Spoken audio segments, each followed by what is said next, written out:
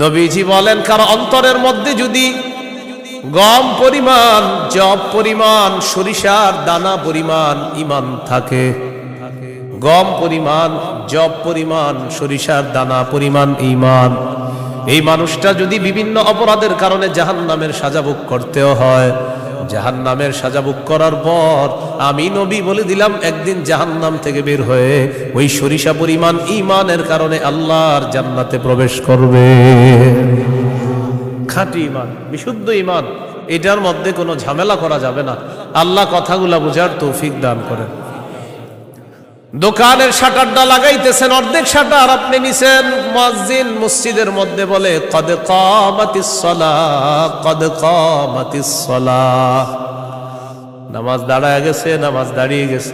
এই টাইমে কাস্টমার এসে কয় 10,000 টাকার সদায় লাগবে, টেনশনে পড়ে গেলেন, নামাজ 10,000, নামাজ 10,000, নামাজ 10,000, পুরাই টেনশনে আছে।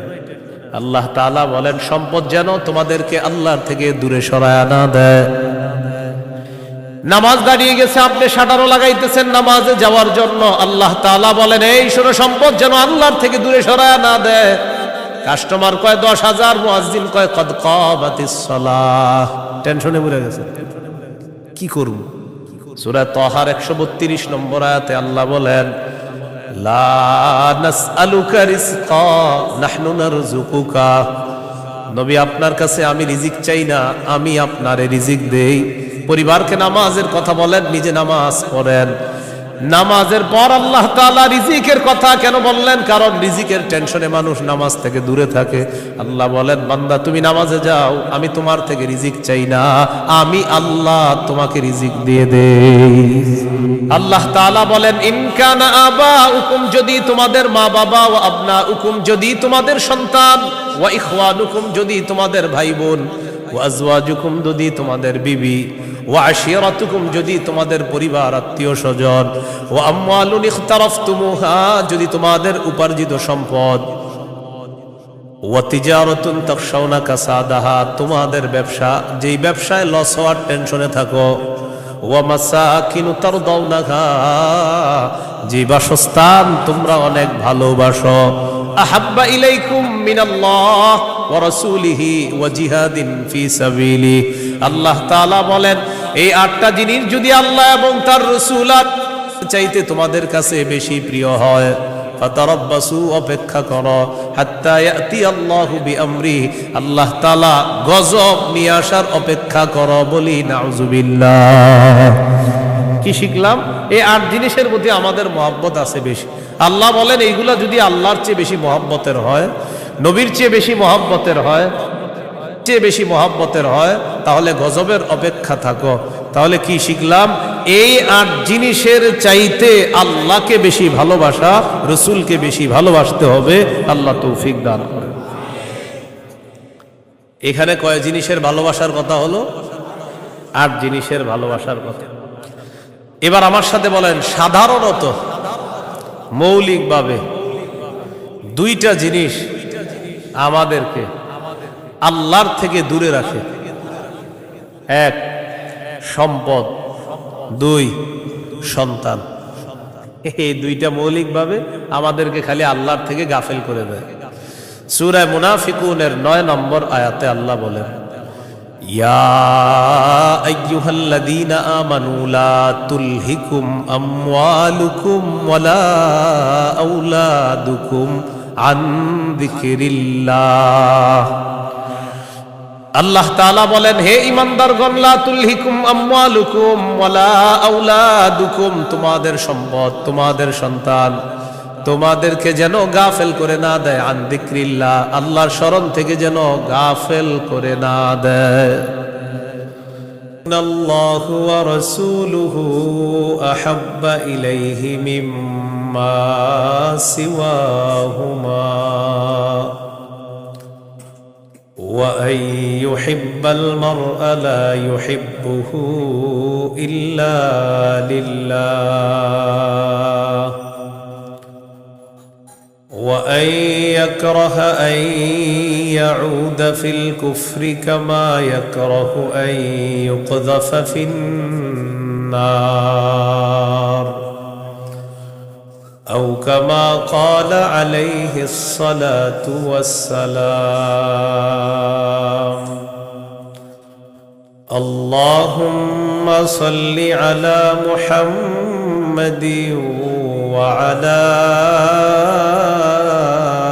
آل محمد كما صليت على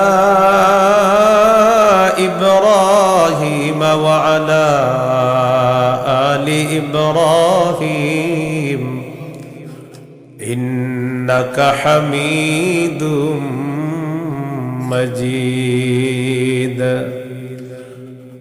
اللهم بارك على محمد وعلى آل محمد كما باركت على إبراهيم وعلى آل إبراهيم إنك حميد مجيد اللهم إني أعوذ بك من شر لساني ومن شر سمعي ومن شر بصري ومن شر مني ভাই বক্সের আওয়াজ কমান ভাই বক্সের আওয়াজ কমান জামিয়া মুহাম্মাদিয়া ইমদাদুল উলুম মাদ্রাসা গাজীপুর রওজাতুস সালিহাত মহিলা মাদ্রাসা গাজীপুরের উদ্যোগে হাফেজ ছাত্রদের পাগড়ি প্রদান উপলক্ষে ষষ্ঠ বার্ষিক ইসলামী মহাসম্মেলনের গুরুত্বপূর্ণ আলোচনা পেশ করবেন আল্লামা মুফতি মিজানুর রহমান সাঈদ, প্রতিষ্ঠাতা পরিচালক শায়েখ Zakaria Islamic research centre Dhaka, প্রধান পৃষ্ঠপোষক অত্র জামিয়া। আল্লামা মুফতি আজিম উদ্দিন দামাত বরকাতুহুল আলিয়া, শাইখুল হাদিস জামিয়া নুরিয়া কামরাঙ্গীরচর ঢাকা। গুরুত্বপূর্ণ আলোচনা করবেন মাওলানা হাফিজুর রহমান সিদ্দিক কুয়াকাটা, মুহতামিম জামিয়া তালিমিয়া মাদ্রাসা আদর্শনগর ঢাকা। মুফতি আব্দুল হালিম মুফাসসিরে কোরআন খুলনা, মুফতি উবাইদুল্লাহ বিন সাঈদ ইমাম ও খতিব 22 মাইল কেন্দ্রীয় জামে মসজিদ কোনাবাড়ি গাজীপুর। উপস্থিত হযরত উলামায়ে কেরাম, মুসলমান ভাইরা, আল্লাহ তাআলার দরবারে শুকরিয়া আদায় করছি। ভাই আওয়াজ বাড়ায়েন না, এক তো বক্সের আওয়াজ কমানোর পরে মাইক বাড়াইছেন, আবার বাড়ায়েন না, কমান, আওয়াজ কমান, পরে বাড়ায়েন, আমার সময় যত পারেন কমান, আরো কমায় দিবেন। হ্যাঁ, উপস্থিত হযরত, ঠিক আছে, এবার উপস্থিত হযরত উলামায়ে কেরাম, মুসলমান ভাইরা, আল্লাহ তাআলার দরবারে শুকরিয়া আদায় করছি। আল্লাহ আমাদেরকে এই মাহফিলে উপস্থিত হওয়ার তৌফিক দান করেছেন, বলি আলহামদুলিল্লাহ। আমি আপনাদের সামনে সূরাতুল বাকারার 256 নম্বর আয়াতে কারিমা থেকে কয়েকটি আয়াত তেলাওয়াত করলাম। 256 নম্বর আয়াতে আল্লাহ তাআলা দ্বীনের ব্যাপারে আমাদেরকে দিক নির্দেশনা দিয়েছেন। লা ইকরাহা ফিদ্দীন, দ্বীন গ্রহণ করার ক্ষেত্রে জোর করা যাবে না। কাউকে দ্বীন গ্রহণ করার ক্ষেত্রে, ইসলাম গ্রহণ করার ক্ষেত্রে জোর করা যাবে না। তবে ইসলামের দাওয়াত দেওয়া যাবে, ইসলামের সৌন্দর্যতা তাদের সামনে পেশ করা যাবে। সূরা আলী ইমরানের 19 নম্বর আয়াতে আল্লাহ বলেন, ইন্নাদ-দীনা ইনদাল্লাহিল ইসলাম, নিশ্চয়ই দ্বীন আল্লাহর কাছে ইসলাম। এটা হলো আয়াতের অনুবাদ। নিশ্চয়ই দ্বীন আল্লাহর কাছে ইসলাম, মানে আল্লাহর কাছে একমাত্র দ্বীন হলো ইসলাম। সূরা আলী ইমরানের 85 নম্বর আয়াতে আল্লাহ বলেন, وَمَن يَبْتَغِ غَيْرَ الْإِسْلَامِ دِينًا فَلَن يُقْبَلَ مِنْهُ। যে ব্যক্তি ইসলাম ছাড়া অন্য কোনো দিনকে গ্রহণ করে, অন্য কোনো কিছুকে দিন হিসাবে গ্রহণ করে, ফালাই ইউকবালা মিন, এটা তার থেকে গ্রহণ করা হবে না।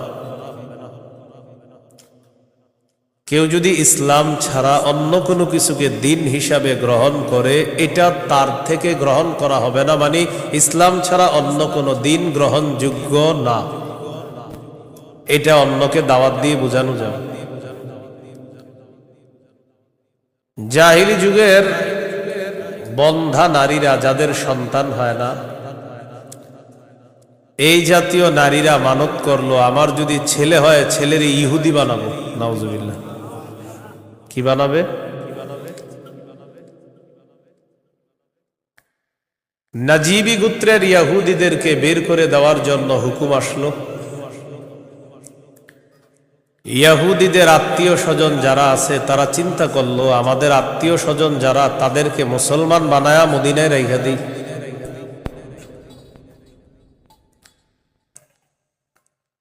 হুসাইন আল আনসার নামে নবীর একজন সাহাবী, তিনি রাসূল সাল্লাল্লাহু আলাইহি সাল্লামের কাছে গেলেন, গিয়ে বললেন, ইয়া রাসূলুল্লাহ, আমার দুজন পুত্র সন্তান খ্রিস্টান, আমি তাদেরকে যদি জোর করে মুসলমান বানিয়ে মদিনায় রেখে দিই। বাবা মুসলমান, সন্তান খ্রিস্টান। রাসূলুল্লাহ সাল্লাল্লাহু আলাইহি সাল্লামকে বললেন, আমি আমার দুই পুত্রকে যদি জোর করে মুসলমান বানিয়ে রেখে দেই, তখন আল্লাহ তাআলা সূরা বাকারার 256 নম্বর আয়াত নাজিল করলেন, লা ইকরাহা ফিদ্দীন। ইসলাম গ্রহণ করার ক্ষেত্রে জোর করা যাবে না।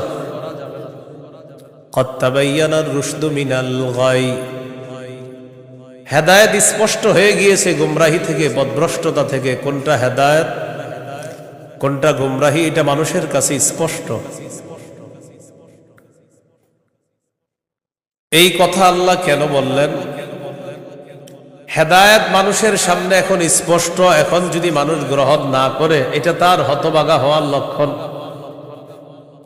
যদি সে গ্রহণ করে, এটা তার সৌভাগ্য, সে একজন সৌভাগ্যবান। সে সৌভাগ্যবান হওয়ার লক্ষণ হবে যদি হেদায়েত গ্রহণ করে।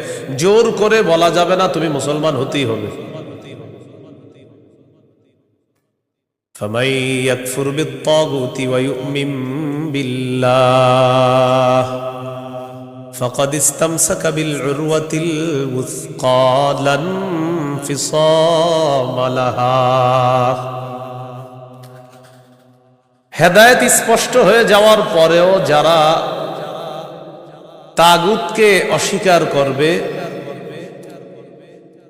আল্লাহকে যারা বিশ্বাস করবে, হেদায়েত আর গুমরাহি দুইটা স্পষ্ট হয়ে যাওয়ার পর যারা তাগুতকে অস্বীকার করবে তথা পথভ্রষ্টতাকে বর্জন করবে, ওয়া ইউমিন বিল্লাহ, আর যারা আল্লাহকে বিশ্বাস করবে, ফাকাদ ইসতামসাকা বিল উরওয়াতিল ওয়াসকা,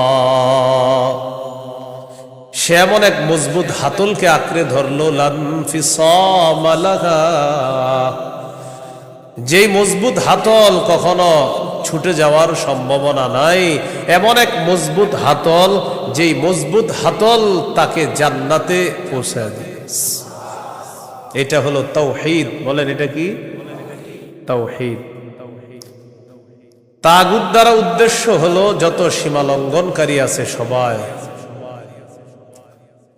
আল্লাহ তাআলা বলেন, ফামান ইয়াকফুর বিত-তাগুতি ওয়া ইউমিন বিল্লাহ, যারা তাগুতকে অস্বীকার করবে আর আল্লাহকে বিশ্বাস করবে, ফাকাদ ইসতামসাকা বিল উরওয়াতিল ওয়াসকা লা ইনফিসামা লাহা, তারা এমন এক মজবুত হাতল আঁকড়ে ধরলো যেটা ছুটে যাওয়ার সম্ভাবনা নাই, বিচ্ছিন্ন হওয়ার সম্ভাবনা নাই। এই মজবুত হাতলের নাম হলো তাওহীদ, আল্লাহর একত্ববাদ স্বীকার করা। তাওহীদের মৌলিক 4টি শর্ত। প্রিয় ভাইরা, কয় শর্ত? 1 নম্বর, আল্লাহ ছাড়া কোনো ইলাহ নাই এই বিশ্বাস নিয়ে মৃত্যুবরণ করা। 2 নম্বর, আল্লাহ ছাড়া কোনো ইলাহ নাই এই কথা মুখে বলবো, পাশাপাশি এই কথায় সামান্যতম সন্দেহ করা যাবে না। 3 নম্বর, আল্লাহ ছাড়া কোনো ইলাহ নাই মুখে বলার পাশাপাশি অন্তরে বিশ্বাস করা। 4 নম্বর, সবচাইতে বেশি আল্লাহকে ভালোবাসা। এই হলো তাওহীদের 4 শর্ত। তাওহীদের কয় শর্ত? 1 নম্বর, আল্লাহ ছাড়া কোনো ইলাহ নাই এই বিশ্বাস নিয়ে মৃত্যুবরণ করা। 2 নম্বর, আল্লাহ ছাড়া কোনো ইলাহ নাই এই কথায় সন্দেহ করা যাবে না। 3 নম্বর, আল্লাহ ছাড়া কোনো ইলাহ নাই এটা মুখে বলা, অন্তরে বিশ্বাস করা। 4 নম্বর, আল্লাহকে সবচেয়ে বেশি ভালোবাসা। এই হলো তাওহীদের 4 শর্ত। বাইরের মাইকের আওয়াজ আবার বাড়াইছেন, ঠিক না? ওইটা কমান, ওইটাও কমান। আপনি পরে বাড়ান, আমার বয়ানটা একটু কমান না, সমস্যা নেই। বুঝে না কিছু, মানে এটা আপনার জন্য ভালো। আরো বুঝে না, এর কথা হলো ফাটাইতে হবে, বুঝতে হবে আমার মাইক এরকম এরকম। আমি তো বলছি না খারাপ, আমি বলছি খারাপ, আমি তো ভালোই বলছি। আমি বয়ান করে সামনে দাওয়াত দিয়ে না, এত মাইক লাগাইলে। কিন্তু বারবার মাহফিলে বলি, মাইক কম হবে ওই মাহফিলে দাওয়াত অটোমেটিক পাবেন, বেশি মাহফিল মাইক হবে আর দাওয়াত পাবেন না। সোজা হিসেবে আমার বয়ানে মাইক কম থাকতে হবে, এটা আমি আলাদা বিষয়।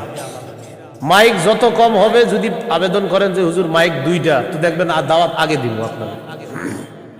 মাইক বেশি লাগাবেন, আমার পাবেন না। সোজা হিসাব মাইক কমাইতে হবে আমার বয়ানে কারো যেন কোনো ক্ষতি না হয়, মাথায় রাখবেন। তাওহীদের 4টা শর্ত।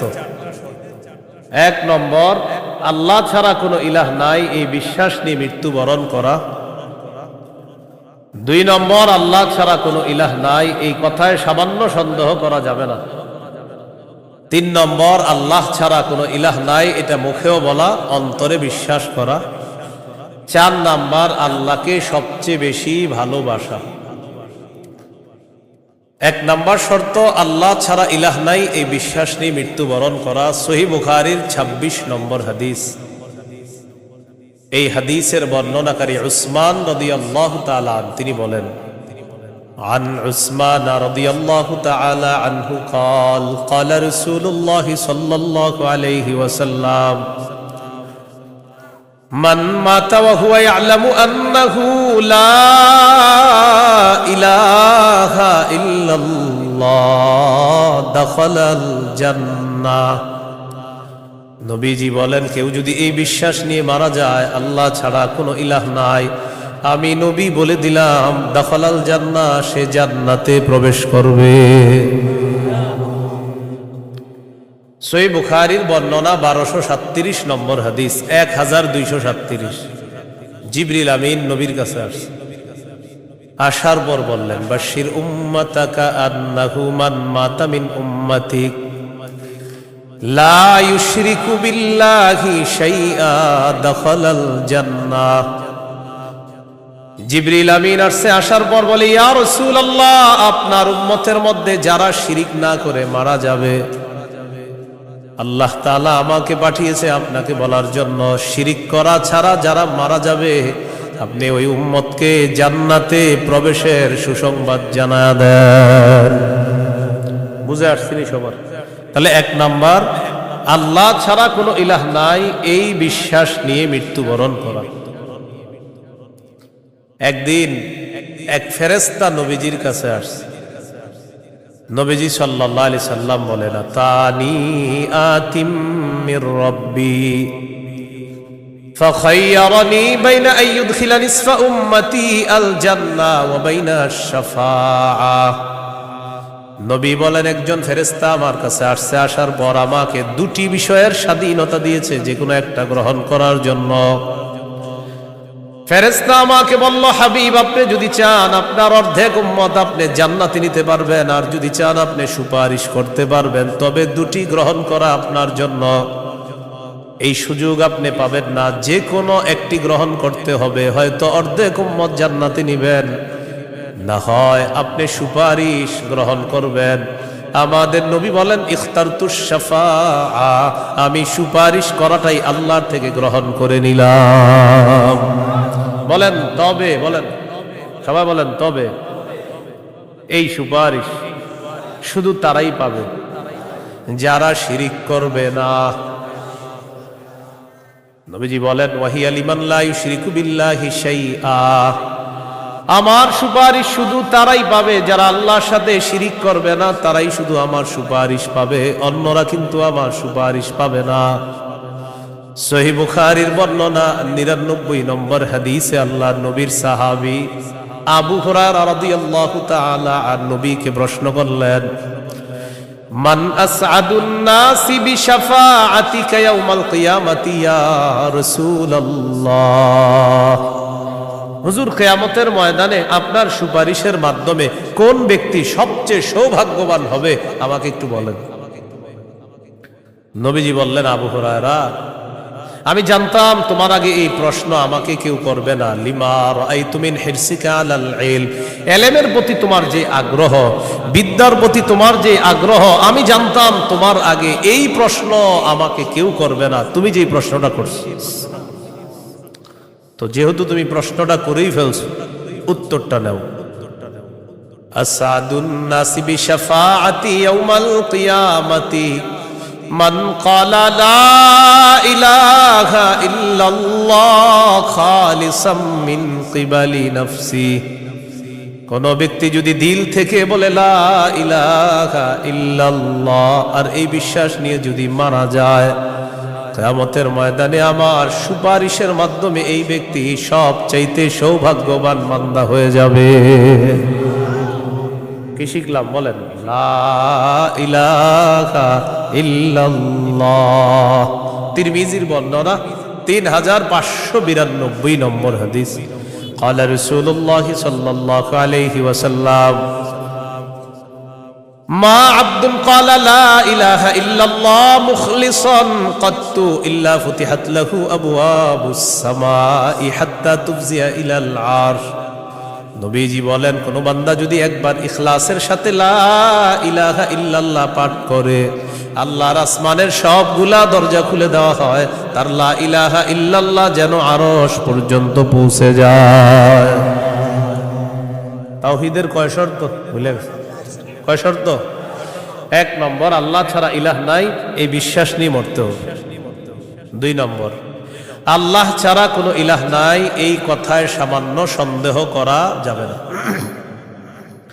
সূরা হুজুরাতের 15 নম্বর আয়াতে আল্লাহ বলেন, ইন্নামাল মুমিনুনা আল্লাযীনা আমানু বিল্লাহি ওয়া রাসূলিহি সুম্মা লাম ইয়ারতাবু ওয়াজাহাদু বিআমওয়ালিহিম ওয়া আনফুসিহিম ফী সাবিলিল্লাহ উলাইকা হুমুস সাদিকুন। আল্লাহ তাআলা বলেন, প্রকৃত ঈমানদার হলো তারা যারা আল্লাহকে বিশ্বাস করে, রাসূলকে বিশ্বাস করে, সামান্য সন্দেহ করে না। ওয়াজাহাদু বিআমওয়ালিহিম ওয়া আনফুসিহিম ফী সাবিলিল্লাহ, যারা নিজেদের জান মাল নিয়ে আল্লাহর রাস্তায় লড়াই করে। আল্লাহ বলেন, উলাইকা হুমুস সাদিকুন, আমি আল্লাহ তাদেরকে কোরআনে খাঁটি সত্যবাদী বলে ঘোষণা করলাম। এরা খাঁটি সত্যবাদী, আল্লাহকে বিশ্বাস করে, রাসূলকে বিশ্বাস করে, একটু সন্দেহ করে না। 3 নম্বর শর্ত, লা ইলাহা ইল্লাল্লাহ, আমি মুখে উচ্চারণ করলাম আল্লাহ ছাড়া কোনো ইলাহ নাই, অন্তরেও বিশ্বাস করা। মুখে বললাম আল্লাহ ছাড়া কোনো ইলাহ নাই, অন্তরে যদি ঝামেলা থাকে এটা হবে মুনাফিক মার্কা শয়তান, নেফাকি হবে। এটা কি হবে বলেন তো? সবাই বলেন কি হবে? নেফাকি হবে। মুখে বলতে হবে, অন্তরেও স্বীকার করতে হবে। সূরাতুল ফাতহির 11 নম্বর আয়াতে আল্লাহ বলেন, ইয়াকুলুনা বিআলসিনাতিহিম মা লাইসা ফি কুলুবিহিম, তারা তাদের মুখ দিয়ে এমন কথা বলে যা তাদের অন্তরের কথা না। তাহলে বলেন তো, তাওহীদের 3 নম্বর শর্ত, মুখে বললাম একটা আর অন্তরে আরেকটা, শর্ত পূরণ হবে? মুখে যা বলবো অন্তরেও তা যদি হয়, এটা 3 নম্বর শর্ত পূরণ হবে। অন্তরে যদি ঈমান সরিষার দানা পরিমাণও হয় একদিন জান্নাতে যাবে। সহিহ বুখারীর 44 নম্বর হাদিস। قال رسول الله صلى الله عليه وسلم يخرج من النار من قال لا إله إلا الله وفي قلبه وزن شعيرة من خير وفي قلبه وزن برة من خير وفي قلبه وزن ذرة من خير। নবীজি বলেন, কারো অন্তরের মধ্যে যদি গম পরিমাণ, জব পরিমাণ, সরিষার দানা পরিমাণ ঈমান থাকে, গম পরিমাণ, জব পরিমাণ, সরিষার দানা পরিমাণ ঈমান, এই মানুষটা যদি বিভিন্ন অপরাধের কারণে জাহান্নামের সাজা ভোগ করতেও হয়, জাহান্নামের সাজা ভোগ করার পর আমি নবী বলে দিলাম একদিন জাহান্নাম থেকে বের হয়ে ওই সরিষা পরিমাণ ঈমানের কারণে আল্লাহর জান্নাতে প্রবেশ করবে। খাঁটি ঈমান, বিশুদ্ধ ঈমান, এটার মধ্যে কোনো ঝামেলা করা যাবে না। আল্লাহ কথাগুলা বোঝার তৌফিক দান করেন। 4 নাম্বার শর্ত, সবচেয়ে বেশি আল্লাহকে ভালোবাসো। বলেন কাকে ভালোবাসো? সবাই আমার সাথে বলেন, সাধারণত বলেন। আমরা 8টি জিনিসকে বেশি ভালোবাসি। 8 জিনিসের প্রতি আমাদের মহব্বত খুব বেশি। এই 8 জিনিসের চাইতেও আল্লাহকে, রসুলকে বেশি ভালোবাসতে হবে। কয় জিনিসের প্রতি টান আছে বেশি? 8 জিনিসের কথা আল্লাহ বলছে সূরা তাওবা 24 নম্বর আয়াত। আমি প্রথম আয়াতটা পড়ি, এরপর অনুবাদ করব, আমরা সবাই গণব।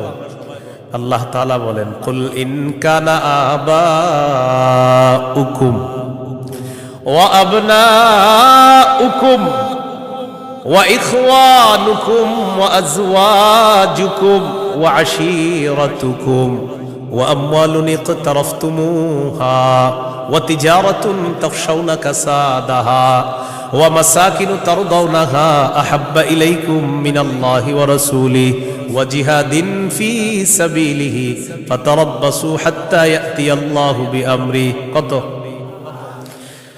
আল্লাহ তাআলা বলেন, ইন কানা আবাউকুম, যদি তোমাদের মা বাবা, ওয়া আবনাউকুম, যদি তোমাদের সন্তান, ওয়া ইখওয়ানুকুম, যদি তোমাদের ভাই বোন, ওয়া আজওয়াজুকুম, যদি তোমাদের বিবি, ওয়া আশীরাতুকুম, যদি তোমাদের পরিবার আত্মীয় স্বজন, ওয়া আমওয়ালুন ইখতারাফতুমুহা, যদি তোমাদের উপার্জিত সম্পদ, ওয়া তিজারাতুন তাখশাউনা কাসাদাহা, তোমাদের ব্যবসা, যেই ব্যবসায় লস হওয়ার টেনশনে থাকো, ওয়া মাসাকিনু তারদাউনাহা, যে বাসস্থান তোমরা অনেক ভালোবাসো, আহাব্বা ইলাইকুম মিনাল্লাহ ওয়া রাসূলিহি ওয়া জিহাদিন ফি সাবিলি। আল্লাহ তাআলা বলেন, এই 8টা জিনিস যদি আল্লাহ এবং তার রাসূল আর চাইতে তোমাদের কাছে বেশি প্রিয় হয়, ফাতারাব্বাসু, অপেক্ষা করো, হাত্তা ইয়াতি আল্লাহু বিআমরি, আল্লাহ তাআলা গজব নিয়ে আসার অপেক্ষা করো। বলি নাউযুবিল্লাহ। কি শিখলাম? এই 8 জিনিসের প্রতি আমাদের মহব্বত আছে বেশি। আল্লাহ বলেন, এইগুলা যদি আল্লাহর চেয়ে বেশি মহব্বতের হয়, নবীর চেয়ে বেশি মহব্বতের হয়, তাহলে গজবের অপেক্ষা থাকো। তাহলে কি শিখলাম? এই 8 জিনিসের চাইতে আল্লাহকে বেশি ভালোবাসা, রসুলকে বেশি ভালোবাসতে হবে। আল্লাহ তৌফিক দান করেন। এখানে কয় জিনিসের ভালোবাসার কথা হলো? 8 জিনিসের ভালোবাসার কথা। এবার আমার সাথে বলেন, সাধারণত মৌলিকভাবে 2টা জিনিস আমাদেরকে আল্লাহর থেকে দূরে রাখে। 1 সম্পদ, 2 সন্তান। এই 2টা মৌলিকভাবে আমাদেরকে খালি আল্লাহর থেকে গাফেল করে দেয়। সূরা মুনাফিকুনের 9 নম্বর আয়াতে আল্লাহ বলেন, ইয়া আইয়ুহাল্লাযীনা আমানু লা তুলহিকুম আমওয়ালুকুম ওয়ালা আওলাদুকুম আন যিকরিল্লাহ। আল্লাহ তাআলা বলেন, হে ঈমানদারগণ, লা তুলহিকুম আমওয়ালুকুম ওয়ালা আওলাদুকুম, তোমাদের সম্পদ, তোমাদের সন্তান তোমাদেরকে যেন গাফেল করে না দেয়, আন যিকরিল্লাহ, আল্লাহর স্মরণ থেকে যেন গাফেল করে না দেয়। দোকানের শাটারটা লাগাইতেছেন, অর্ধেক শাটার আপনি নিছেন, মুয়াজ্জিন মসজিদের মধ্যে বলে কদ কামাতিস সালাহ, কদ কামাতিস সালাহ, নামাজ দাঁড়ায় গেছে, নামাজ দাঁড়িয়ে গেছে। এই টাইমে কাস্টমার এসে কয় 10,000 টাকার সদায় লাগবে, টেনশনে পড়ে গেলেন, নামাজ 10,000, নামাজ 10,000, নামাজ 10,000, পুরাই টেনশনে আছে। আল্লাহ তাআলা বলেন সম্পদ যেন তোমাদেরকে আল্লাহর থেকে দূরে সরায় না দেয়। নামাজ দাঁড়িয়ে গেছে, আপনি শাটারও লাগাইতেছেন নামাজে যাওয়ার জন্য, আল্লাহ তাআলা বলেন এই শোনো সম্পদ যেন আল্লাহর থেকে দূরে সরায় না দেয়। কাস্টমার কয় 10,000, মুয়াজ্জিন কয় কদ কামাতিস সালাহ, টেনশনে পড়ে গেছে, কি করব? সূরা তাহার 132 নম্বর আয়াতে আল্লাহ বলেন লা নাসআলুকা রিজকা নাহনু নারযুকুকা, নবী আপনার কাছে আমি রিজিক চাই না, আমি আপনারে রিজিক দেই। পরিবারকে নামাজের কথা বলেন, নিজে নামাজ পড়েন। নামাজের পর আল্লাহ তাআলা রিজিকের কথা কেন বললেন? কারণ রিজিকের টেনশনে মানুষ নামাজ থেকে দূরে থাকে। আল্লাহ বলেন বান্দা তুমি নামাজে যাও, আমি তোমার থেকে রিজিক চাই না, আমি আল্লাহ তোমাকে রিজিক দিয়ে দেই। সম্পদ আল্লাহর থেকে দূরে রাখে। আর হলো সন্তান, সারাদিন কান্নাকাটি করে না, যেই জোহর নামাজে রওনা করবেন ওই টাইমে কয় আমি চিপস খাবো, সারাদিন কানবে না। যখন নামাজে যাবেন তখন এক দুনিয়ার যত কিছু আছে সব খাইতে মন চায়, ইবলিস এসে খোঁচায় কয়টা কয়টা কয়টা। আপনি তখন বুদ্ধি করে কি করবেন? ওইটারে প্যাম্পাস পরায়া মসজিদের এক কোনায় নিয়ে বসায় তুমি বসে থাকেন, বসে থাকেন, বুঝেন নাই? আর ইবলিস রে বলবেন ইবলিস তুমি যেই ঝামেলাটা আমার সাথে ডেলি নামাজের সময় করো, এই ঝামেলা করে কাজ হবে না। কারণ নামাজের সময় তুই যতবার আমার সন্তানরে খোঁচাবি, ওরে ততবার কাঁধে করে মসজিদে নিয়ে যাবো। প্যাম্পাস পরা ওটারও নিয়ে যাবেন মসজিদে, নিয়ে পাশে বসায় রাখবেন। ইবলিস বুঝা ফেলবে না এরে খোঁচায় লাভ না, এরে খোঁচাইলে দিয়ে সন্তানও নামাজি বানায় ফেলবে। সুবহানাল্লাহ। সম্পদ সন্তান আল্লাহর থেকে আমাদেরকে দূরে রাখে। প্রিয় ভাইয়েরা, এই দুই জিনিস যেন আমাদের মধ্যে এত মহব্বত গালেব না হয় যে এই দুই জিনিস এত পরিমাণ মহব্বত করতে গেলাম, আল্লাহকে ভুলে গেলাম, রসুলকে ভুলে গেলাম, আখিরাত ভুলে গেলাম। এমনটা ভালোবাসি, সন্তান ভালোবাসি, মা ভালোবাসি, বাবা ভালোবাসি ঠিক, কিন্তু এর চেয়ে বেশি ভালোবাসি আল্লাহ। এই হলো আল্লাহকে সবচেয়ে, তাওহীদের কয় শর্ত? 4 নাম্বার। সবচেয়ে বেশি কাকে ভালোবাসা? আল্লাহকে, রসুলকে সবচেয়ে বেশি ভালোবাসা, আল্লাহকে এরপর রসুলকে সবচেয়ে বেশি ভালোবাসা। সহিহ বুখারীর বর্ণনা 16 নম্বর হাদিস, ক্বালা রাসূলুল্লাহ সাল্লাল্লাহু আলাইহি ওয়াসাল্লাম সালাসুন মান কুন্না ফীহি ওয়াজাদা হালাওয়াতাল ঈমান। নবীজি বলেন 3টা বৈশিষ্ট্য যদি কারো মধ্যে থাকে, সে অন্তরের মধ্যে ঈমানের স্বাদ আস্বাদন করতে পারবে। 1 নাম্বার, ইয়াকুন আল্লাহু ওয়া রাসূলুহু আহাব্বা ইলাইহি মিম্মা সিওয়াহুমা, আল্লাহ আল্লাহ রসুল ছাড়া যত কিছু আছে সবকিছুর চাইতে আল্লাহ আর তার নবীকে বেশি ভালোবাসা। 2 নাম্বার, ওয়া আইয়ুহিব্বাল মারআ লা ইউহিব্বুহু ইল্লা লিল্লাহ, কোন মুসলমানকে শুধুমাত্র আল্লাহর জন্য ভালোবাসা। 3 নাম্বার, আইয়াকরাহা আইয়াউদা ফিল কুফরি কামা ইয়াকরাহু আইয়ুকযাফা ফিন্নার, আগুনের মধ্যে পুড়ে যাওয়া যেমন অপছন্দ, তেমনি ভাবে কুফরি করাটাও এমন অপছন্দ হওয়া। কোটি কোটি টাকা আপনার সামনে রাখা হলো আর বলা হলো আগুনে পুড়ে মারা যাও, আপনি তখন জবাব দিবেন আপনার কি মাথা খারাপ? আগুনে পুড়ে যদি আমি মারা যাই, তুই কোটি টাকা দিয়ে আমি করবো কি? এবার আপনাকে বলা হলো কোটি কোটি টাকা দেওয়া হবে, তুমি কুফরি করো, আপনি জবাব দিবেন কোটি টাকার বিনিময়ে যেমন দুনিয়ার আগুনে পুড়তে চাই না, তেমনি ভাবে কোটি টাকার বিনিময়ে কুফরি করে জাহান্নামের আগুনেও পুড়তে চাই না। নবীজি বলেন কারো মধ্যে যদি এমন অনুভূতি থাকে আগুনে পুড়ে যাওয়া তার অপছন্দ, তেমনি ভাবে কুফরি করাটাও তার কাছে অপছন্দের, আল্লাহ তাআলা তার অন্তরের মধ্যে ঈমানের স্বাদ তৈরি করে দিবেন, ঈমানের স্বাদ দিবেন। তো এই 3টার মধ্যে একটা হলো আল্লাহকে বেশি ভালোবাসা। বলেন তো তাওহীদের কয় শর্ত? 1 নম্বর, আল্লাহ ছাড়া কোনো ইলাহ নাই, এই বিশ্বাস নিয়ে মৃত্যুবরণ করা। 2 নাম্বার আল্লাহ ছাড়া কোনো ইলাহ নাই, এটার মধ্যে একটুও সন্দেহ করা যাবে না। 3 নাম্বার আল্লাহ ছাড়া কোনো ইলাহ নাই, এটা মুখে বলা, অন্তরে স্বীকার করা, বিশ্বাস করা। 4 নাম্বার আল্লাহকে সবচেয়ে বেশি ভালোবাসা। এই 4 শর্ত পূরণ করে আমরা যেন কবরে যেতে পারি, আল্লাহ তাআলা তৌফিক দান করেন। এরপরে আল্লাহ বলেন ওয়াল্লাহু সামিউন আলিম, আল্লাহ সর্বশ্রোতা সর্বজ্ঞানী। এটা হলো সূরা বাকারার 256 নম্বর আয়াত। এখন আপনাদেরকে 56 নম্বর আয়াত থেকে জিজ্ঞাসা করতে চাই, একটা হলো তাগুতের দল আর একটা হলো আল্লাহর দল। দুনিয়াতে মৌলিকভাবে মানুষের দল 2টা, একটা হলো হিজবুল্লাহ আল্লাহর দল, আর একটা হিজবুশ শয়তান শয়তানের দল। এই 2 দল মৌলিকভাবে মানুষের মধ্যে সূরা মুজাদালায় 2 দলের কথা আছে। তো এই 2 দলের মধ্যে আমরা কার দলে থাকবো, আল্লাহর দলে না শয়তানের দলে? আল্লাহর দলে আমরা যারা থাকবো, আল্লাহ আমাদের অভিভাবক হয়ে যাবে। এই কথাটা আল্লাহ সূরা বাকারার 257 নম্বর আয়াতে বলতেছে। মন দিয়ে শুনেন কি বল, আল্লাহু ওয়ালিয়ুল্লাযীনা আমানু, যারা ঈমানদার তাদের অভিভাবক আল্লাহ। সুবহানাল্লাহ। আপনারা মাঝে মাঝে এমনি দোয়া করতে পারেন না, আল্লাহ আপনি আমার অভিভাবক, আল্লাহ আপনি অভিভাবক। আল্লাহ সূরা বাকারা 257 নম্বর আয়াতে বলছেন আপনি আমার অভিভাবক। আল্লাহ আমি তো সমস্যায় আছি, আমারে সমাধান করে দাও। এইভাবে বলতে হবে, আল্লাহ আপনি বলছেন আপনি আমার অভিভাবক, আল্লাহ আপনি আমার সমস্যা সমাধান করে দেন। এইভাবে আল্লাহকে বলতে হবে।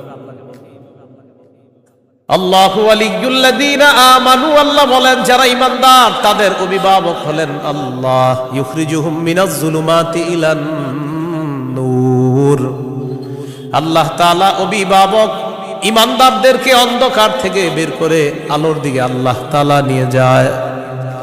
ওয়াল্লাযীনা কাফারু আউলিয়াউহুমুত তাগুত, আর যারা কাফের তাদের অভিভাবক হলো শয়তান।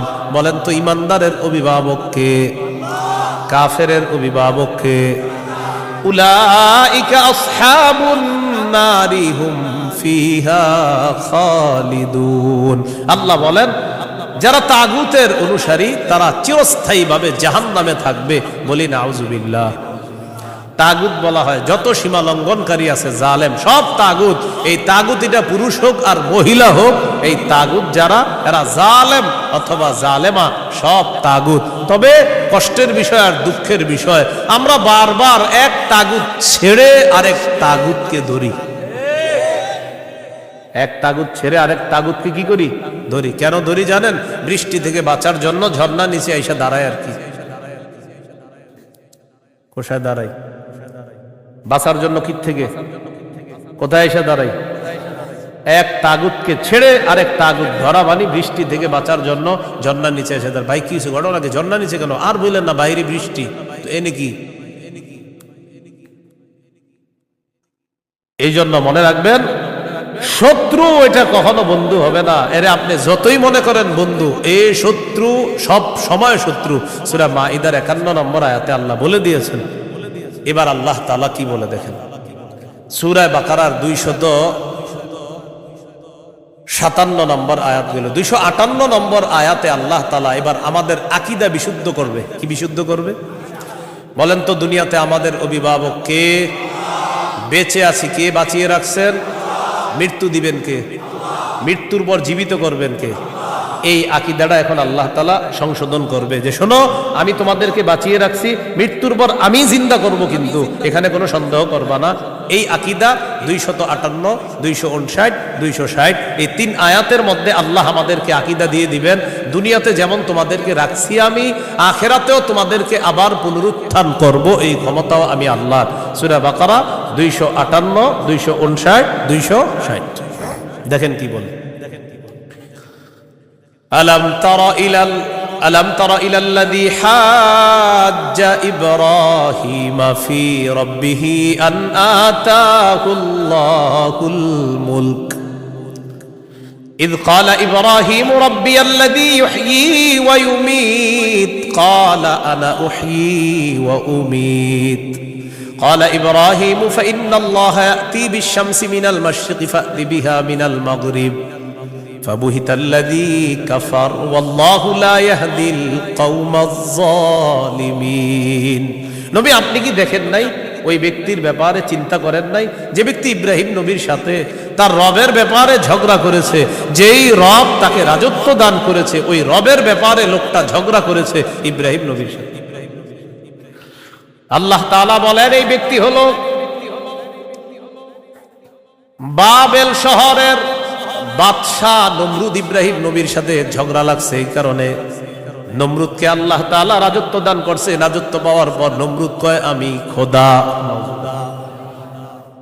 ইব্রাহিম নবী বললেন আমার রব রব্বি আল্লাযী ইহয়ী ওয়া ইউমীত, আমার রব হলেন তিনি যিনি জীবন দেয়, যিনি মৃত্যু দান করেন। নমরুদ পাল্টা জবাব দিয়ে বলে ক্বালা আনা উহয়ী ওয়া উমীত, আমিও তো জীবন দেই আমিও তো মৃত্যু দেই। নাউজুবিল্লাহ। হ্যাঁ, ইব্রাহিম নবী বললেন রব তিনি যিনি জীবন দেয় মৃত্যু দেয়। নমরুদ কথা আমিও তো জীবন দিই মৃত্যু দিই। তো ইব্রাহিম নবী তাহলে আমি কি করতে হবে? আমারও রব মানো, কারণ আমিও জীবন দিই মৃত্যু দিই। ইব্রাহিম নবী বললেন কিভাবে? জেলখানা থেকে দুইজন আসামি ধরে আনছে, একজনকে মেরে ফেলছে আর একজনকে ছেড়ে দিছে। মারার পর বলে এই যে দেখো আমি মৃত্যু দিলাম, ছেড়ে দেওয়ার পর বলে এই যে দেখো আমি জীবন দিলাম। কি ইন্টারন্যাশনাল পদ্ধতির জীবন মৃত্যু! হ্যাঁ, দুইজনকে ধরে আনছে, একটাকে হত্যা করছে আর একটাকে ছেড়ে দিছে। হত্যা করার পর বলে দেখো জীবন দিলাম মৃত্যু দিলাম, জীবন দিলাম কিভাবে? আর একটাকে ছেড়ে দিছে, এটা ছেড়ে দেওয়ার পর বলছে আমি তাকে জীবন দিলাম। আপনারা বলেন এটা কি জীবন মৃত্যু? ইব্রাহিম নবী চিন্তা করলেন এরে এমন এক কথা বলে আটকাইতে হবে যেই কথার পরে আর ঝগড়া করবে না। قال إبراهيم فإن الله يأتي بالشمس من المشرق فأت بها من المغرب। ইব্রাহিম নবী বললেন আমার রব আল্লাহ প্রতিদিন সূর্য পূর্ব দিক থেকে উঠায়, তুমি পশ্চিম দিক থেকে উঠায় দাও। তুমিও তো রব, তোমার দাবি অনুযায়ী। নাউজুবিল্লাহ। ফাবুহিতাল্লাযী কাফার, আল্লাহ তাআলা বলেন যে ঝগড়া করছে নমরুদ কাফের, ধরাশয়ী হয়ে গেল, ঝগড়ায় হেরে গেল। মুফাসসিরিনে কেরাম বলেন নমরুদ পাল্টা বলতে পারতো ইব্রাহিম আমি সূর্য পশ্চিম দিক থেকে উঠাতে পারবো না, তোমার রব আল্লাহ প্রতিদিন পূর্ব দিক থেকে সূর্য উঠায়, আমি তো পারবো না। তুমি তোমার রব আল্লাহকে বলো সূর্যটা যেন পশ্চিম দিক থেকে উঠায় দেখা দেয়। মুফাসসিরিনে কেরাম বলেন নমরুদ বুঝে শুনেই পাল্টা চ্যালেঞ্জ দেয় নাই। কেন দেয় নাই? নমরুদ কিন্তু চ্যালেঞ্জ দিতে পারতো পাল্টা, ইব্রাহিম তুমি আমারে বললা আমি যেন সূর্য পশ্চিম দিক থেকে উঠাই, তোমার রব যেহেতু পূর্ব দিক থেকে উঠায়, তো পাল্টা প্রশ্ন করতে পারতো নমরুদ ইব্রাহিম আমি তো পারলাম না, তোমার রব আল্লাহকে বলো আল্লাহ যেন সূর্যটা পশ্চিম দিক থেকে উঠায় দেখায়। মুফাসসিরিনে কেরাম বলে নমরুদ এটা বুঝে শুনেই পাল্টা প্রশ্ন করে নাই, কারণ নমরুদ জানে এই প্রশ্ন করলে ইব্রাহিম চ্যালেঞ্জ গ্রহণ করবে, আল্লাহকে বলবে আল্লাহ সাথে সাথে সূর্য পশ্চিম দিক থেকে উঠায় দেখায়। আর এটা যদি করে ফেলে নমরুদের দল ছোট হয়ে যাবে, হালকা হয়ে যাবে। এই জন্য নমরুদ আর পাল্টা চ্যালেঞ্জ দেয় নাই। বলেন তো নমরুদকে রাজত্ব দিয়েছিল কে? দেওয়ার পর বলে আমি খোদা। কি বলে? আমি খোদা। এই জন্য প্রিয় ভাইয়েরা সামনের দিকে যাদেরকে আমরা শাসন ক্ষমতায় বসাবো, যাদেরকে আমরা দায়িত্ব দিব, বুঝে শুনে দায়িত্ব দিতে হবে। কি শুনে? বলেন আমার সাথে প্রতিদিন 2 রাকাত অতিরিক্ত নফল নামাজ পড়ব, পড়ার পর 3টা দোয়া করব। 1 নাম্বার আল্লাহ, বলেন আল্লাহ কিয়ামতের আগে বাংলাদেশে আর কোন নারী প্রধান চাই না। হ্যাঁ, কি প্রধান চাই না? সবাই জোরে বলেন কেন? আরো জোরে বলেন, আরো জোরে, আরো জোরে। قال رسول الله صلى الله عليه وسلم لا يفلح قوم ولوا امرهم امرأتان। নবীজি বলেন ওই জাতি কিছুতেই কখনোই সফল হবে না যেই জাতি তাদের নেতৃত্বে কোন নারীকে বসায় দেয়। আপনি বুঝেন আর না বুঝেন আমার নবীর কথা সঠিক। তো এই জন্য এই একটা বিষয় দোয়া করবেন। 2 নাম্বার দোয়া বলেন আল্লাহ মরার আগে বাংলাদেশে শরিয়া আইন দেখে যেতে চাই। কি আইন? দেয়ালে দেয়ালে লিখে দিবেন, শরিয়া আইন চায় না তারা। বলেন, কোন না কোন অপরাধে অপরাধী যারা। বলেন আমার সাথে, শরিয়া আইন চায় না তারা, কোন না কোন অপরাধে অপরাধী যারা। চোর শরিয়া আইন চাইবে না, হাত কাটা যাবে। ধর্ষক শরিয়া আইন চাইবে না, তাকে পাথর মেরে হত্যা করা হবে, তার উপর ইসলামের শাস্তি প্রয়োগ করা হবে। এই জন্য ধর্ষক চাইবে না, চোর চাইবে না। আমাদের দেশে যদি আসলে শরিয়া আইন চালু হয়, বিগত দিনের শুধু চুরির বিচার করতে করতে সুপ্রিম কোর্ট হাইকোর্টের বিচারপতিরা ক্লান্ত হয়ে যাবে। শুধু চুরির বিচার হলে, কিসের বিচার? এটা 2 নাম্বার দোয়া করবেন। 3 নাম্বার দোয়া বলেন, আল্লাহ আমাদের দেশে এমন একজন শাসক দিয়ে দেন, যেই শাসক মৌলিক 4টি কাজ করবে। 1 নাম্বার নামাজ কায়েম করবে, 2 নাম্বার যাকাত প্রতিষ্ঠিত করবে, 3 নাম্বার সৎ কাজের আদেশ করবে, 4 নাম্বার অসৎ কাজের নিষেধ করবে। সবাই বলেন দলিল, বলেন দলিল। সূরা হজ 41 নম্বর আয়াত। কোন সূরা? কত নম্বর আয়াত? এই আয়াতে আল্লাহ বলেন, আল্লাযীনা ইম্মাক্কান্নাহুম ফিল আরদি আকামুস সালাহ ওয়া আতাউয যাকাতা ওয়া আমারু বিল মারুফি ওয়া নাহাউ আনিল মুনকার। আল্লাহ তাআলা বলেন, আমি যাদেরকে দুনিয়ার শাসন ক্ষমতায় বসাই, তাদের মৌলিক কাজ হবে 4টা। 1 নাম্বার আকামুস সালাহ, তারা রাষ্ট্রীয়ভাবে নামাজ কায়েম করতে হবে। রাষ্ট্রের প্রত্যেকটা নাগরিক যেন নামাজ পড়ে, এই দায়িত্ব পালন করতে হবে। 2 নাম্বার ওয়া আতাউয যাকাত, যাকাতের বিধান রাষ্ট্রীয়ভাবে চালু করতে হবে। আমাদের দেশে যদি রাষ্ট্রীয়ভাবে যাকাতের বিধান চালু হয়ে যায়, আর সব ধনীরা যদি 1 বছর যাকাত আদায় করে, কয় বছর? ওই বছর সুদ বলবে, যাকাত তুমি ভালো থেকো, আমি সুদ বিদায় নেই। কয় বছর? 1 বছর যদি যাকাত যারা দেয়, এরা যদি দেয়, সুদ বলবে, যাকাত তুমি থাকো, আমি চলে যাই, কারণ আমার আর থাকার জায়গা নাই। বলেন আমার সাথে, সুদে ফকির আরো ফকির হয়, যাকাতে ফকির আরো ধনী হয়। দলিল ইবনে মাজাহ 2279 নম্বর হাদিস। আবার বলেন, বলেন, সুদে ফকির আরো ফকির হয়, যাকাতে ফকির ধনী হয়। বলেন, আমাদের এই রাষ্ট্র সুদ ভিত্তিক হওয়ার কারণে এখন আমরা সবাই মোটামুটি ভিক্ষুক। কারণ আমাদের প্রত্যেকের মাথা পিছু 1,07,000 টাকা ঋণ। তো আপনি কোথায় ধনী? সুদের শেষ পরিণতি ভিক্ষা। এটা আপনার যদি বুঝে না আসে, কিছু করার নাই। আমার নবীর কথা যেটা বলবে নবী, আজ হোক কাল হোক, সেটা ফলবেই, কোনো সন্দেহ নেই। তো আমরা দাবি করি 90% মুসলমান, এখানে অর্থ ব্যবস্থা সুদ ভিত্তিক। এই জন্য আমরা স্লোগান পাল্টাবো, বলেন দারিদ্র বিমোচনে সুদ নয় যাকাত। বলেন তো দারিদ্র বিমোচনে কি? দারিদ্র বিমোচনে সুদ নয় যাকাত। এগুলা দেয়ালে লিখে দিবেন যে দারিদ্র বিমোচনে সুদ নয় যাকাত। লিখে দিবেন দারিদ্র বিমোচনে সুদ নয় যাকাত। লিখবেন সুদে ফকির আরো ফকির হয়, যাকাতে ফকির আরো ধনী হয়। নমরুদকে রাজত্ব দিছে আল্লাহ তাআলা, সে এখন বলে আমি খোদা। বলেন নাউজুবিল্লাহ। বলেন জীবন মৃত্যু কে দেয়? এটা হলো সূরা বাকারা 258 নম্বর আয়াত। 259 নম্বর আয়াতটা শোনার আগে আগে বুঝেন। এক ব্যক্তি এক এলাকার সামনে দিয়ে যাইতেছে, যাওয়ার সময় দেখে কি এলাকার সবগুলা ঘর বাড়ি ছাদের উপরে পড়ে রয়েছে, নিচে ছাদ, উপরে ঘর বাড়ি। আপনাদের এলাকার ছাদ কি নিচে থাকে না বাড়ির উপরে থাকে? কয়েকজন কইছে, মানে অন্যদের ঘর বাড়ির ছাদ নিচে থাকে। ঘর বাড়ির ছাদ কই থাকে? এটা প্রথমে বললেন না কেন? মানে প্রথমে কয়েকজন কইছে কয়েক উপরে, মানে অন্যদের ছাদগুলা নিচে।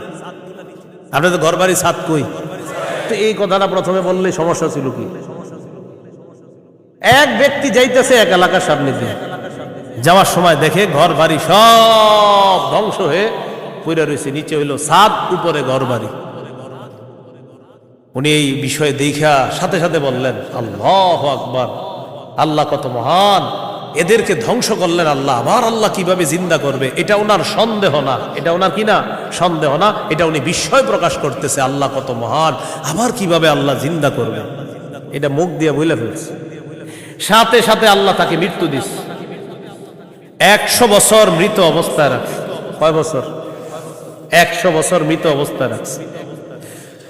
100 বছর পর জিন্দা করছে। জিন্দা করার পর তাকে জিজ্ঞাসা করলেন, আপনি কয় বছর মৃত অবস্থায় ছিলেন? তো জবাব দিলেন, 1 দিন বা আধা দিন। আল্লাহ তাআলা বললেন, আপনি 100 বছর ছিলেন মরা। কয় বছর? ওই যে উনি বলছিলেন মরাকে আল্লাহ কিভাবে জিন্দা করবে, আল্লাহ দেখাই দিতেছে। আপনার খানা পানির দিকে তাকান তো তাকাইছে, খানা পানির দিকে তাকায় দেখে খানা পানি পচে নাই। সুবহানাল্লাহ। কয় বছর? এবার আপনার গাদার দিকে তাকান তো তাকাইছে গাদার দিকে, গাদাটার কি অবস্থা দেখে কি গাদা পচে গলে মরে মাটির সাথে মিশে গেছে। আল্লাহ তাআলা বুঝায়, এই জন্যই তো আমি আল্লাহ। সুবহানাল্লাহ। এবার আল্লাহ তাআলা বললেন, দেখেন গাদার অস্থিগুলা মাটির সাথে মিশে গেছে, আমি এগুলারে উঠাই। তো হাড্ডি উঠাইছে, উঠানোর পর এটার উপরে আল্লাহ গোস্তের প্রলেপ দিয়ে এটার মধ্যে প্রাণ সঞ্চার করে আবার গাদা জিন্দা করে দিচ্ছে। বলেন মৃতকে জিন্দা করে কে? এই কথাটাই আল্লাহ তাআলা বলেন, আও কাল্লাযী মাররা আলা ক্বরিয়াতি ওয়া হিয়া খাফিয়াতুন আলা উরুশিহা। অথবা নবী আপনি কি ওই ব্যক্তির ব্যাপারে চিন্তা করেন নাই যে ব্যক্তি এক এলাকার সামনে দিয়ে গেছে, যাওয়ার সময় দেখে এলাকার সবগুলা ঘর বাড়ি ছাদের উপর পড়া, এর মানে ঘর বাড়িগুলা সব ধ্বংস। ক্বালা আন্না ইউহয়ী হাযিহিল্লাহু বা'দা মাউতিহা। তখন তিনি বললেন, আল্লাহ তাআলা কিভাবে তাদেরকে মৃত্যুর পর আবার পুনরায় জিন্দা করবেন। ফাআমাতাহুল্লাহু মিআতা আমিন। আল্লাহ তাআলা তাকে 100 বছরের জন্য মৃত্যু দিলেন।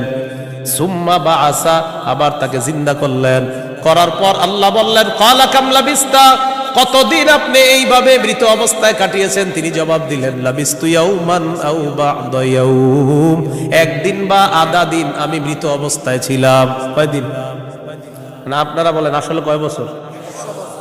আল্লাহ তাআলা বলেন, ক্বালা বাল লাবিস্তা মিআতা আমিন ফানজুর ইলা তাআমিকা ওয়া শারাবিকা লাম ইয়াতাসান্না। আপনি 100 বছর মরা ছিলেন, খানার দিকে তাকান, পানির দিকে তাকান, লাম ইয়াতাসান্না, পচে নাই। সুবহানাল্লাহ। ওয়ানজুর ইলা হিমারিকা, গাদাটার দিকে তাকান, গাদার দিকে তাকাইছে, তাকায় দেখে পচে গলে মাটির সাথে মিশে গেছে। আল্লাহ তাআলা বলেন, জানেননি কেন আপনাকে আমি মৃত্যু দিলাম, আবার 100 বছর পর আপনাকে আমি কেন জিন্দা করলাম? ওয়ালিনাজআলাকা আয়াতাল লিন্নাস, আমি আপনাকে দুনিয়ার মানুষের সামনে নিদর্শন হিসাবে রেখে দিলাম যে দেখো আমি আল্লাহ মৃতকে জিন্দা করি, এর দৃষ্টান্ত দুনিয়াতেই দেখা দিলাম। কয় বছর মৃত্যু রাখছে, এরপরে আল্লাহ আবার উঠেছে। এবার আল্লাহ বললেন, অনজুর ইলাল ইযামি কাইফা নুনশিজুহা, ওই যে আপনার গাদার অস্থিগুলা মাটির সাথে মিশে গেছে, দেখেন কিভাবে আমি উত্থিত করি। সুম্মা নাকসুহা লাহমা, এরপর দেখেন কিভাবে গোস্তের পোশাক হাড্ডিগুলার উপর পড়ায়া দেই। আল্লাহ গোস্তের পোশাক পরায়া প্রাণ সঞ্চার করে গাদা আবার জিন্দা করে। এবার তিনি বললেন, মানে কে? ওই যে যিনি বলছিলেন 100 বছর আগে আল্লাহ কিভাবে জিন্দা করবে, তখন তিনি বললেন, ক্বালা আ'লামু আন্নাল্লাহা আলা কুল্লি শাইইন কাদির। আমি বুঝতে পারছি, আমি জানি আল্লাহ সবকিছুর উপর ক্ষমতাবান। বলেন সবকিছুর উপর ক্ষমতাবান কে? 100 বছর মৃত রাইখা আবার জিন্দা করার ক্ষমতা কার? এখন আমি কি আপনাদেরকে বলছি লোকটাকে? এই লোকটাকে বলছি? বলি নাই। এলাকা কোনটা এটাও বলছি? বলি নাই। কোরআনে এলাকার নামও আসে নাই, ওই ব্যক্তির নামও আসে নাই। তবে মুফাসসিরিনে কেরাম বলেন, এই ব্যক্তি যে একজন নবী ছিলেন এতে সন্দেহ নেই। উনি একজন কি ছিলেন? নবী ছিলেন, এতে কোনো সন্দেহ নেই। এটা হলো মুফাসসিরিনে কেরামের বক্তব্য। মুআররিখিন যারা আছে, ঐতিহাসিকগণ, তারা বলেন আগে পরে গবেষণা করলে বোঝা যায় তিনি ছিলেন উযাইর আলাইহিস সালাম। কোন নবী? অথবা বলেন, অথবা আরমিয়া আলাইহিস সালাম, এটা একজন নবীর নাম। তাহলে ওই জনপদের সামনে দিয়ে যিনি গিয়েছেন তিনি একজন নবী ছিলেন, এই ব্যাপারটা স্পষ্ট। তবে তিনি কোন নবী ছিলেন, উজাইর নবী না আরমিয়া নবী, এই ব্যাপারে ঐতিহাসিকগণ বলেন তিনি হয়তো উজাইর নবী, না হয় আরমিয়া আলাইহিস সালাতু ওয়াস সালাম। এখন এলাকা, এটা কোন এলাকা? ঐতিহাসিকগণ বলেন এলাকাটা বাইতুল মুকাদ্দাসের বুখতে নসর যে এলাকা দখল করেছিল, ওই বুখতে নসরের এলাকাটা ইতিহাস গবেষণা করলে বোঝা যায় ওই এলাকাটা আল্লাহ ধ্বংস করার পর তখন ওই নবী এলাকার সামনে দিয়ে গিয়েছিলেন। তাহলে এলাকার নাম সরাসরি কোরআনে নাই, এলাকার নাম সরাসরি হাদিসে নাই, নবীর নাম সরাসরি কোরআনে নাই, নবীর নাম সরাসরি হাদিসে নাই।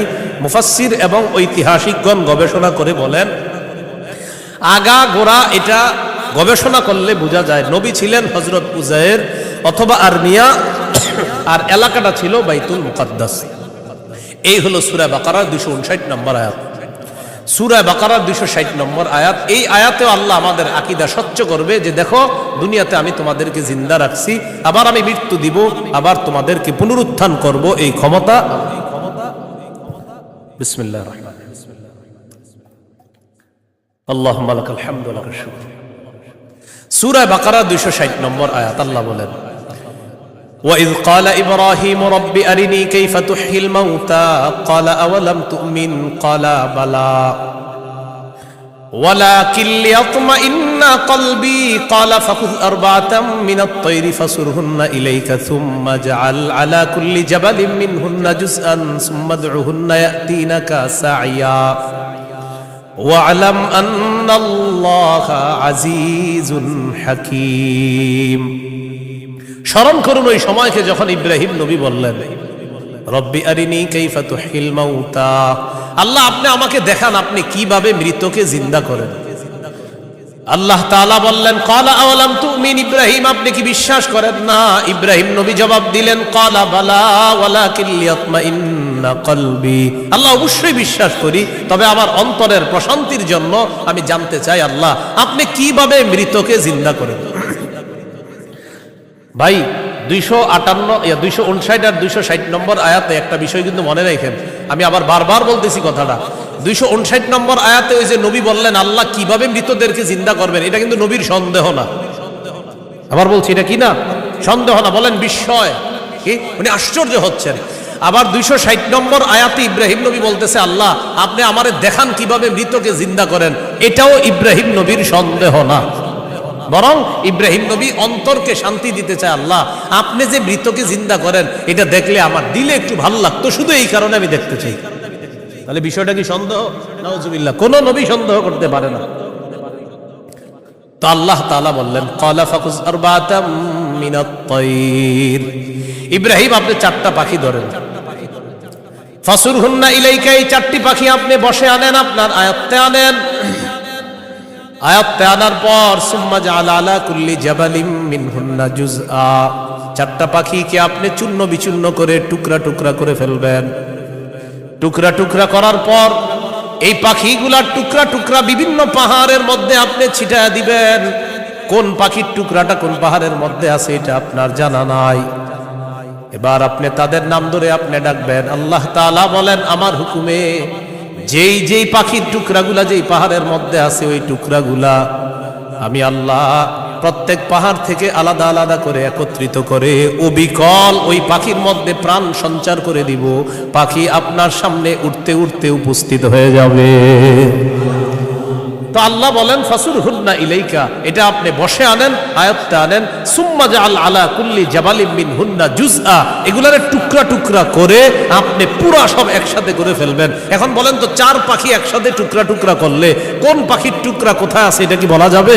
ইব্রাহিম নবীকে বললেন আলাদা আলাদা পাহাড়ের মধ্যে রেখে দেন। রাখার পর এবার আপনি ডাক দিবেন।